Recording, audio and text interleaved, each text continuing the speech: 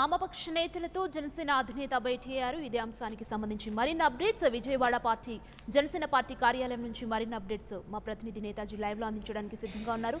నేతాజీ చెప్పండి, వామపక్ష నేతలతో జనసేన అధినేత భేటీ కొనసాగుతుంది. పొత్తులు సీట్ల సర్దుబాటుపై చర్చ జరుగుతున్నట్లుగా తెలుస్తుంది. వామపక్షాలకు ఎన్ని సీట్లు కేటాయించే అవకాశం ఉంది? డీటెయిల్స్ ఏంటి?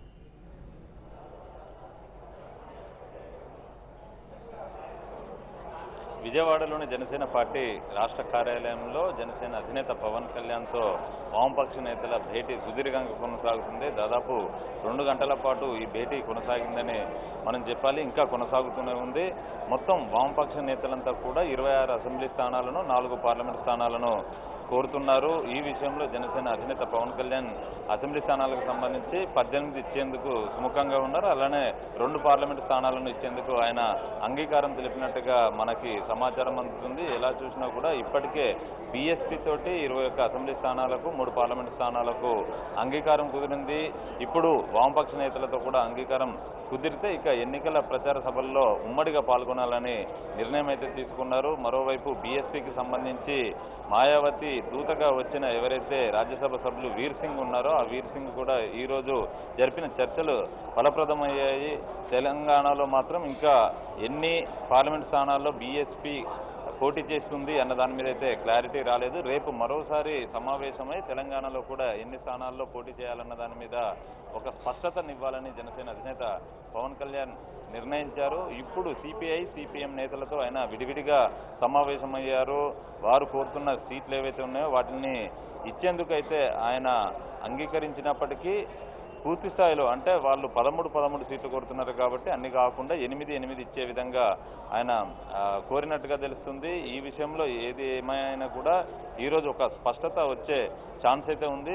పవన్ కళ్యాణే స్వయంగా మీడియా సమావేశాన్ని ఏర్పాటు చేసి ఈ సీట్లు సర్దుబాటు ఏదైతే ఉందో దాన్ని వివరిస్తారన్నట్టుగా మనకి తెలుస్తుంది. ఎందుకంటే బీఎస్పీ తోటి సమావేశం ముగిసిన తర్వాత స్వయంగా పవన్ కళ్యాణే మీడియా సమావేశాన్ని ఏర్పాటు చేసి బీఎస్పీకి చిత్తూరు, బాపట్ల, తిరుపతి ఈ 3 పార్లమెంట్ స్థానాలను కేటాయించినట్టుగా ప్రకటించారు. దాంతోపాటుగా 21 అసెంబ్లీ స్థానాలను కేటాయించినట్టు ఆయన ప్రకటించారు. కాకపోతే అసెంబ్లీ స్థానాలు ఏవి అన్నది మాత్రం ఆయన ఇంకా క్లారిటీ ఇవ్వలేదు. అది కూడా రేపు వచ్చే ఛాన్స్ ఉంది. ఈరోజు ఈ వామపక్ష నేతలతో కూడా భేటీ ముగిసిన తర్వాత వాళ్ళకి సీట్ల సర్దుబాటుపై ఒక స్పష్టత వస్తుంది కాబట్టి ఇవాళ జనసేన పార్టీ తరఫున కూడా ఒక 40 నుంచి 50 మంది అభ్యర్థులను అసెంబ్లీకి సంబంధించిన అభ్యర్థులను ప్రకటించాలని ఎవరైతే పవన్ ఉన్నారో పవన్ నిర్ణయించినట్టుగా తెలుస్తుంది. అలానే 8 వరకు పార్లమెంట్ స్థానాలకు కూడా అభ్యర్థులను ప్రకటించే ఛాన్స్ అయితే ఉంది. ఇక జనసేన అధినేత పవన్ కళ్యాణ్ రాష్ట్ర పార్టీ కార్యాలయానికి ఇచ్చేసిన నేపథ్యంలో పవన్ కళ్యాణ్ అభిమానులు, జన సైనికులు, వీర మహిళలంతా కూడా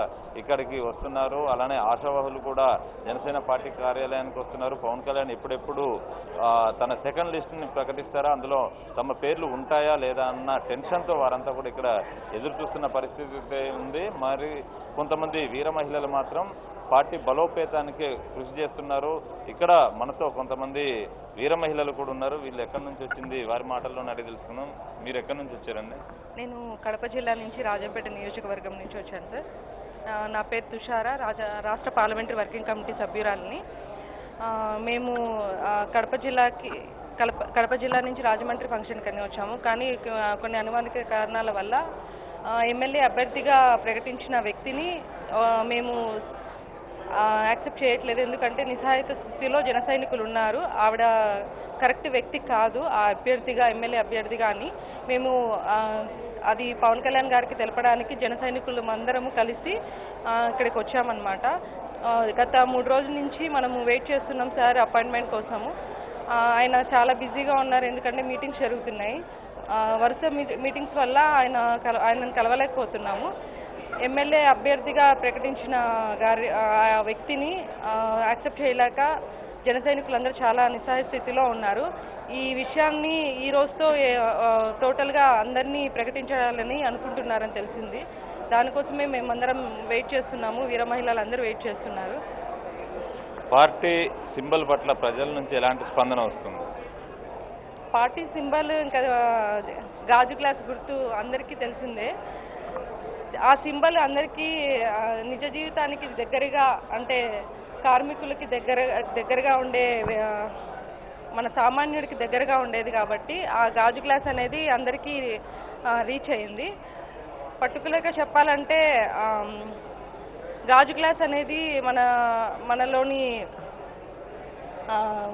నార్మల్ కామన్ పర్సన్ దగ్గర ఉండే నార్మల్ వస్తువు అది. ప్రతి టీ షాప్లలో ప్రతి చోట అవి గాజు గ్లాస్ గుర్తు అనేది ఉంది. సో ప్రతి ఒక్క పిల్లల కానించి ప్రతి పెద్దలకి అందరికీ తెలిసేది గాజు గ్లాస్ గుర్తు. ఈ గుర్తు నార్మల్ సమాజ ప్రజలకి అందుబాటులో ఉండే వస్తువు కాబట్టి అలాంటి వస్తువుని మనము సింబల్గా పెట్టుకున్నాము. అది డిసైడ్ చేసిన మన అధినేత గారు పవన్ కళ్యాణ్ గారికి కృతజ్ఞతలు. ఎందుకంటే అది అందరిలో రీచ్ అవ్వడం చాలా ఈజీ అయిపోయిందండి. ప్రతి ఒక్కరికి అది తెలిసిపోయింది. పిల్లలు కూడా గుర్తుపడుతున్నారంటే దాని అర్థము ఇంకా మనకు తెలిసిందే. మీరు ఎక్కడి నుంచి వచ్చారండి? నందిగామ అండి, కృష్ణా జిల్లా నందిగామ నియోజకవర్గం.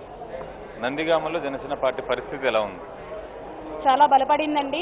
ఇప్పుడు అభ్యర్థులను ప్రకటించిన తరువాయి మాకు ఉన్న యాస్పిరెంట్స్ ఎవరైతే ఉన్నారో వారు ఇరువురు కూడా బాగా కష్టపడుతున్నారు. పార్టీకి ఎవరికి టికెట్ వచ్చినా కానీ వేరే వ్యక్తి మేము సపోర్ట్ చేస్తాము. అధిష్టానం మేరకు అధిష్టానం ఎలాంటి అభిప్రాయం తీసుకున్నా మేము సముఖంగా ఉండి అందరికీ సపోర్ట్ చేస్తామని ఇద్దరు ఆశావాహులు కూడా ఎవరి ప్రయత్నాలు వాళ్ళు గ్రౌండ్లో లెవెల్లో చేస్తున్నామండి. పార్టీ బాగా జనసేన మేనిఫెస్టోతో మొన్న రిలీజ్ అయిన 32 పాయింట్స్తో ఉన్న మేనిఫెస్టోని ప్రజల్లోకి తీసుకెళ్తున్నాము. చాలా బలపడిందండి. అంటే మీరు మేనిఫెస్టోని ప్రజల్లోకి తీసుకెళ్తున్న క్రమంలో ప్రజల నుంచి వస్తున్న స్పందన ఎలా ఉంది? ప్రజలు బాగా ఆకర్షితులవుతున్నారండి. ఏదైతే మహిళలకు 33% రాజకీయ రిజర్వేషన్లు కానివ్వండి, ఇంతకుముందు చెప్పుకున్నట్లు గ్యాస్ సిలిండరు, అలాగే 2000 నుంచి 3000 వరకు, ఇప్పుడు వచ్చిన కొత్తగా మొన్న రాజమండ్రి సభలో పవన్ కళ్యాణ్ గారు ప్రకటించిన రైతులకు ఏదైతే ఉందో సాగు సాయం కోసం 8000 ప్రతి ఎకరానికి సంవత్సరం ఇచ్చే విధంగా, అలాగే ప్రతి ఒక్క రైతుకి మంచి అండగా ఉండే పార్టీ జనసేన పార్టీ. దీనికి మేము ఖచ్చితంగా ఓటు వేస్తామని చెప్తున్నారండి. మీరు ఎక్కడి నుంచి వచ్చారమ్మా?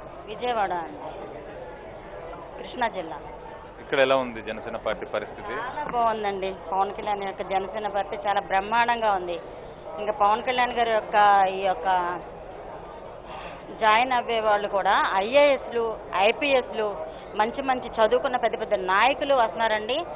మా పవన్ కళ్యాణ్ గారిని లీడర్ని చేసుకునేదాకా మేము చాలా కృషి చేస్తాం. అంటే మీరు ప్రజల్లోకి వెళ్తున్నారు, జనసేన పార్టీ తరఫున ప్రచారాన్ని నిర్వహిస్తున్నారు. ప్రజల నుంచి ఈ మేనిఫెస్టోలో ఏ అంశాలు ఉన్నాయో అందులో ప్రజలకు నచ్చిన అంశాలు ఏంటి మీ దృష్టికి వచ్చినాయి? చాలా బాగున్నాయండి. లేడీస్కి ముఖ్యంగా మంచి మేనిఫెస్టో. 2500 నుంచి 3500 వరకు అమౌంట్ ఒకటి, సిలిండర్లు సంవత్సరానికి 6 సిలిండర్లు ఇచ్చేది ఒకటి, నెక్స్ట్ ఇంకొకటి ఏంటంటే వృద్ధులకి ఆశ్రమాలు ఒకటి, అన్ని ప్రతి ఒక్కటి అండి చాలా బాగున్నాయి. చిన్నల నుంచి పెద్దల వరకు పవన్ కళ్యాణ్ గారు చేసినట్టు ఈ మేనిఫెస్టోలు అన్నీ చాలా ముచ్చటగా, చాలా చక్కగా, ఆడవాళ్ళకందరికీ నచ్చే విధంగా చాలా ముందుకు తీసుకెళ్తాను. పవన్ కళ్యాణ్ గారు గద్దెనెక్కించేదాకా మేమందరం నిద్రపోవండి.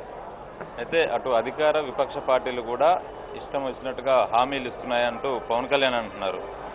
ఇటు మీరు ఇచ్చిన హామీలు ఏవైతే ఉన్నాయో ఇవి ఆచరణకు సాధ్యమైనవి అంటున్నారు. పవన్ కళ్యాణ్ గారు ఇచ్చినట్టు మేనిఫెస్టోలో అన్నీ కూడా ఆచరణ సాధ్యమైనవి కాబట్టే మొత్తం అందరూ కూడా నమ్మి, ప్రతి ఒక్క యువకులు, వృద్ధులు అందరూ కూడా నమ్మి ఆయన వెంట ఉండి నడవాలని చూస్తున్నారండి. అన్ని ఆచరణమైనటువంటి సాధ్యమైనటువంటి యొక్క ఇవన్నీనండి.